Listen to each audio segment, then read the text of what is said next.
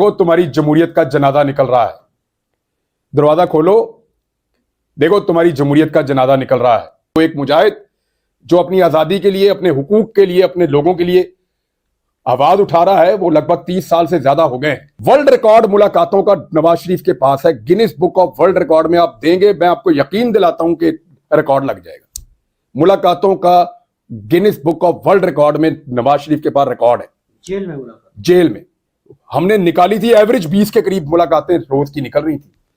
हालांकि कुछ दिन छुट्टी भी होती है, मुलाकातें नहीं हो सकती बीच में, लेकिन नवाज शरीफ साहब का जो है वो रिकॉर्ड है मुलाकातों का। तबाही मुलाकातें मियां साहब ने फरमाई हैं जेल के अंदर। सहाफी हमारे साथ मौजूद हैं दोस्त, वो कहते हैं 14-15 बंदों का एक पूरा वो बनता था ऐसे दायरा, कुर्सियां लगती थी, मियां साहब तय करते थे, लिस्ट आती थी कि इसको बुला लो, इसको बुला लो, इसको। जिस बंदे ने लिस्टों पे गुड लगाए हों और क्रॉस लगाए हों, उसको क्या पता आर्टिकल कैसे लिखते हैं। इनकी टोटल कारकर्दगी जेल के अंदर जो लिस्ट बाहर से आती थी लिख के उर्दू जुबान में, उसके ऊपर क्रॉस या गुड लगाने की है। वो कहां से आर्टिकल पढ़ नहीं सके, ये कभी तो लिखेंगे ये आर्टिकल। दूसरा, शहबाज शरीफ साहब का मैंने अपनी आंखों से देखा,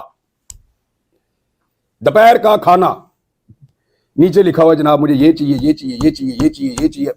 सेहतमंद आदमी इतना नहीं खाता। मैंने इस पे वीलॉग किया था उस दौर में, इनकी अपनी राइटिंग का मैंने देखा था। सेहतमंद बंदा इतना खाना नहीं खाता जो रायवंड में बना के इनकी लिस्ट जाती थी, इनके मुलाजिम लेके जाते। नाश्ते के टाइम जब आप खाना खा लें ना घर में, आपको कोई पूछे आपने दोपहर में क्या खाना, तो आप कहते हैं दोपहर में पूछी, पेट भरा हो तो बंदे को याद ही नहीं होता कि क्या खाना है। वो नाश्ते के टाइम जो लिस्ट बनाते थे ना दोपहर के और रात के खाने की, वो मैंने देखी है। अब खानों की लिस्टें बनाने वाले, मुलाकातों की लिस्टें फाइनल करने वाले जब ये देखें कि उनका मुखालिफ आर्टिकल लिख रहा है, भाई गश तो पढ़ेंगे आर्टिकल। एक आर्टिकल के तौर पे वो छपा है। इकोनॉमिस्ट ने भी मजाक ही बना दिया मुर्तजा सोलंकी साहब का, वो भी उसको मिनट बाद दोबारा पोस्ट कर रहे हैं। इनका ये कहना था कि ये उसको सहाफत सिखाएंगे द इकोनॉमिस्ट को। कई दफा सरकारी ओहदे लेने वाला सहाफी इकोनॉमिस्ट को बताएगा जाके कि सहाफत कैसे करनी है, तो फिर तो मेरे ख्याल में पूरी दुनिया में सहाफत की सबसे बड़ी यूनिवर्सिटी जो है वो पाकिस्तान में खोल के मुर्तजा सोलंकी को उसका वीसी बना देना चाहिए। इसके अलावा तो और कोई हल नहीं है।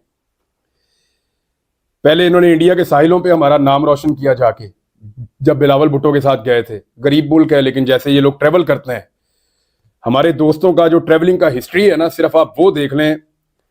एक मखसूस टोला है सहाफियों का जो सियासतदानों के साथ ट्रेवल करता है। 5-5 दर्जन मरतबा उनके लाइफ टाइम में ट्रिप है। 5 दर्जन का मतलब है 50 से ज्यादा लाइफ टाइम में उनके ट्रिप्स की तादाद है ये।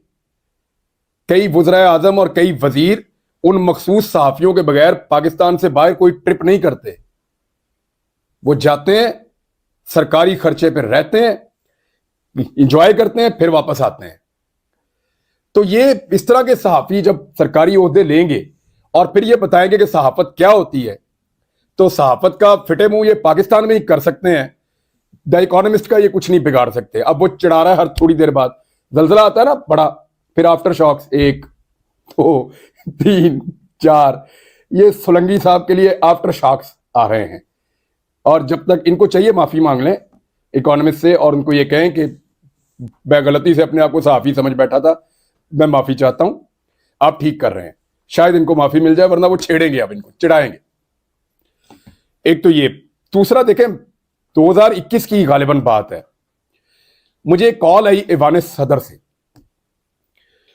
उसमें मुझे आपको पता है ना, सदर पाकिस्तान के साथ भी एक पूरा सिस्टम होता है, उनके एडीसी होते हैं, उनके एमएस होते हैं, पूरा वो इनका निजाम होता है।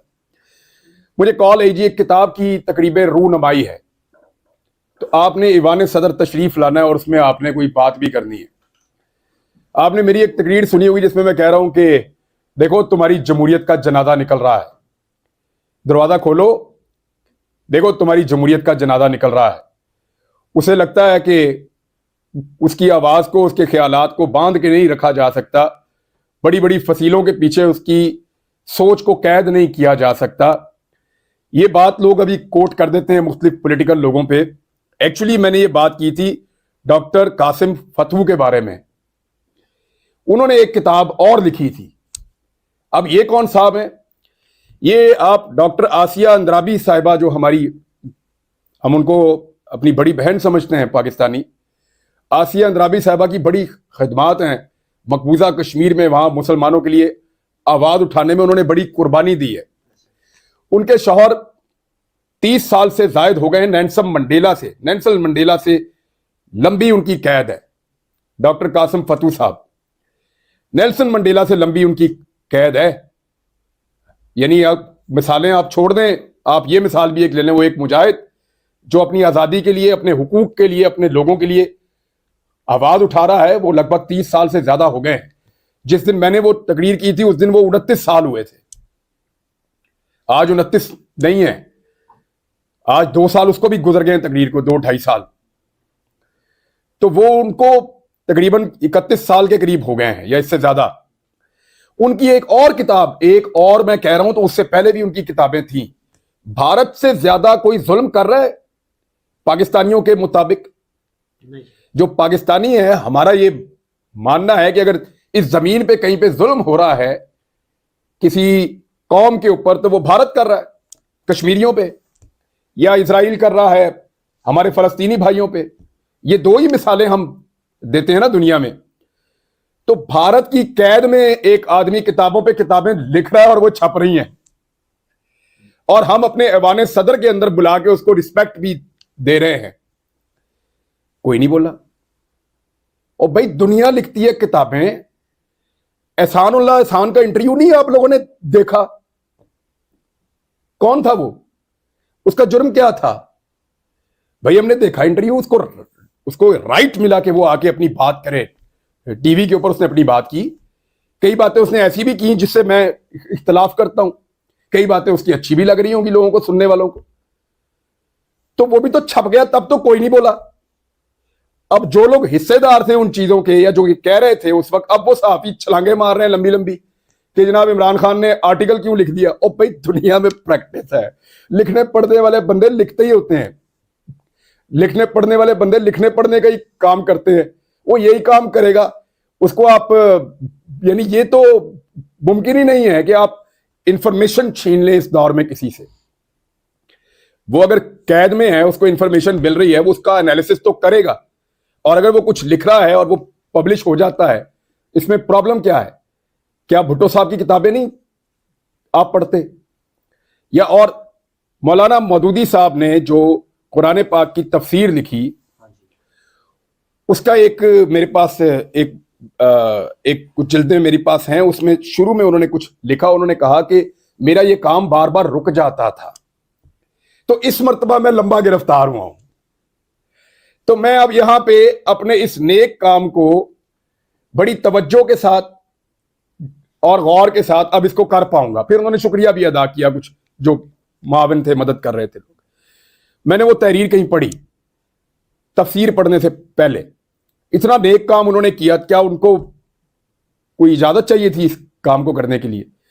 आप सबके अपने अपने अफकार होते हैं। नवाज शरीफ, प्रॉब्लम क्या है देखें, वर्ल्ड रिकॉर्ड मुलाकातों का नवाज शरीफ के पास है। Guinness book of world record में आप देंगे, मैं आपको यकीन दिलाता हूं कि रिकॉर्ड लग जाएगा। मुलाकातों का Guinness book of world record में नवाज शरीफ के पास रिकॉर्ड है। जेल में मुलाकात, जेल में हमने निकाली थी, एवरेज 20 के करीब मुलाकातें रोज की निकल रही थी। हालांकि कुछ दिन छुट्टी भी होती है, मुलाकातें नहीं हो सकती बीच में, लेकिन नवाज शरीफ साहब का जो है वो रिकॉर्ड है मुलाकातों का। तबाही मुलाकातें मियां साहब ने फरमाई हैं जेल के अंदर। सहाफी हमारे साथ मौजूद हैं दोस्त, वो कहते हैं 14-15 बंदों का एक पूरा वो बनता था, ऐसे दायरा, कुर्सियां लगती थी, मियां साहब तय करते थे, लिस्ट आती थी कि इसको बुला लो, इसको बुला लो, इसको। जिस बंदे ने लिस्टों पे गुड लगाए हों और क्रॉस लगाए हों, उसको क्या पता आर्टिकल कैसे लिखते हैं। इनकी टोटल कारकर्दगी जेल के अंदर जो लिस्ट बाहर से आती थी लिख के उर्दू जुबान में, उसके ऊपर क्रॉस या गुड लगाने की है। वो कहां से आर्टिकल पढ़ नहीं सके ये, कभी तो लिखेंगे ये आर्टिकल। दूसरा, शहबाज शरीफ साहब का मैंने अपनी आंखों से देखा, दोपहर का खाना नीचे लिखा हुआ जनाब मुझे ये चाहिए, ये चाहिए, ये चाहिए, ये चाहिए, ये चाहिए। सेहतमंद आदमी इतना नहीं खाता। मैंने इस पे वीलॉग किया था उस दौर में, इनकी अपनी राइटिंग का मैंने देखा था। सेहतमंद बंदा इतना खाना नहीं खाता जो रायवण में बना के इनकी लिस्ट जाती थी, इनके मुलाजिम लेके जाते। नाश्ते के टाइम जब आप खाना खा लें ना घर में, आपको कोई पूछे आपने दोपहर में क्या खाना, तो आप कहते हैं दोपहर में पूछी, पेट भराओ तो बंदे को याद ही नहीं होता कि क्या खाना है। वो नाश्ते के टाइम जो लिस्ट बनाते थे ना दोपहर के और रात के खाने की, वो मैंने देखी है। अब खानों की लिस्टें बनाने वाले, मुलाकातों की लिस्टें फाइनल करने वाले जब ये देखें कि उनका मुखालिफ आर्टिकल लिख रहा है, भाई गश तो पड़ेंगे। अब मामला ये है कि हमारे वो सारे दोस्त जो बहुत परेशान हैं, मैं उनसे हमदर्दी कर सकता हूं क्योंकि लीडर के नाम पे उनको एक ऐसी आइटम मिली है जो आर्टिकल नहीं लिख सकती, बल्कि अगर वो खुद लिख दें तो वो उसको पढ़ नहीं सकती। ये हालात है।